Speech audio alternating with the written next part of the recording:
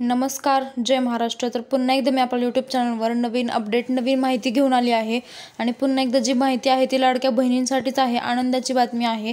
जसं की आता सत्ता स्थापना आज निर्णय झाला आहे, मुख्यमंत्री कोण आहे सगळ्यांसमोर निर्णय आला आहे। तर आता जी सत्ता स्थापन झाली त्यानंतर पहिला निर्णय त्यांनी कोणता घेतला, तर लाडकी बहिणीचा उल्लेख याच्यामध्ये झाला आहे त्यांच्या निर्णयामध्ये आणि त्याच्याबद्दल त्यांनी मोठं वक्तव्य केलं आहे आणि महिलांसाठी ही आनंदाची बातमी आहे। तर काय आहे हे आपण जाणून घेऊया। तर आता लाडकी बहीण योजना जी आहे त्याचे 2100 रुपये कधी पडणार याची सगळ्या लाडक्या बहिणी खूप आतुरतेने वाट पाहत आहेत आणि त्याच्याबद्दल नवीन अपडेट येत आहेत की आता पडताळणी होणार, काही ज्या महिला पात्र आहेत त्यांनाच त्यामध्ये ठेवणार किंवा ज्या नाही अपात्र आहेत त्या महिलांना त्यातनं काढून टाकणार योजनेच्या ह्याच्या लिस्टमधनं, म्हणजे त्यांची नावं वगळण्यात येणार आहेत आणि ज्या महिला ह्याच्यासाठी पात्र आहेत त्यांनाच 2100 रुपये डिसेंबरपासून चालू होणार आहेत। या प्रोसेसमध्ये थोडा वेळ लागत आहे, त्यामुळे सरकार महिलांना सांगत आहे की तुम्ही काळजी करू नका, ज्या महिला पात्र आहेत त्यांना नक्की 2100 रुपयाचा पर महिना चालू होणार आहे, दरमहा 2100 रुपये प्राप्त होणार आहेत त्यांच्या अकाउंटमध्ये। तर नुकतीच महाराष्ट्राची विधानसभा निवडणूक पार पडली असून राज्यात महायुतीला बहुमत मिळालं आहे।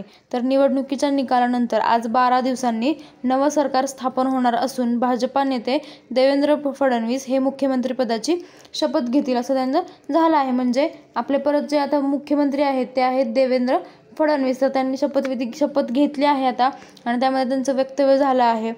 तर निवडणुकीच्या निकालानंतर 12 दिवसांनी नवं सरकार स्थापन झालं आणि त्यामध्ये देवेंद्र फडणवीसांनी शपथ घेतली।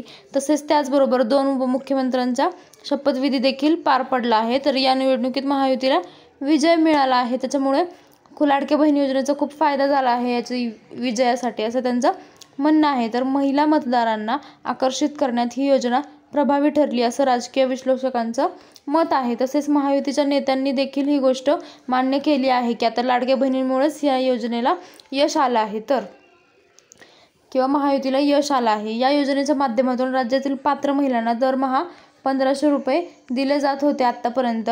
त्याच्यामुळे आता हे निवडणुकीमुळे जे होते ते योजना जी थांबवण्यात आली होती, म्हणजे की आता निवडणुकीच्या प्रभावामध्ये 1500 रुपये जे होते 6वा हप्ता हा महिलांना आला नाही आहे, तर त्यांनी काय आश्वासन दिलं होतं की 2100 रुपये आता महिलांना सगळ्या वाढवून मिळणार आहेत जर महायुतीचं सरकार आलं तर। आणि निवडणुकीमध्ये महायुतीचा विजय झाला आहे, त्याच्यामुळे आता महिलांना लवकरात लवकर पैसे यायला सुरुवात होणार आहे। तर महिलांना 1500 रुपये दिले जात होते, तर निवडणुकीमुळे या योजनेचे पैसे वितरित करणं थांबवण्यात आलं होतं। तर मात्र निवडणुकीनंतर राज्यात पुन्हा सत्ता मिळाल्यास आम्ही लाडकी बहीण योजनेच्या माध्यमातून महिलांना 1500 ऐवजी 2100 रुपये देऊ असं आश्वासन महायुतीने निवडणुकीच्या आधी केलं होतं की आता 1500 रुपयाच्या ऐवजी 2100 रुपये महिलांना देण्यात येणार आहेत। तर आता या महिलांसाठी पात्र महिला कोण आहे या योजनेसाठी, तर त्याची प्रतीक्षा जी होती ती हफ्त्यामध्ये दर बदलत जात होती। नवीन लेटेस्ट न्यूज येत होती की आता पडताळणी होणार, काही राज्यात तर पडताळणी चालूही झाली आहे आणि महिलांना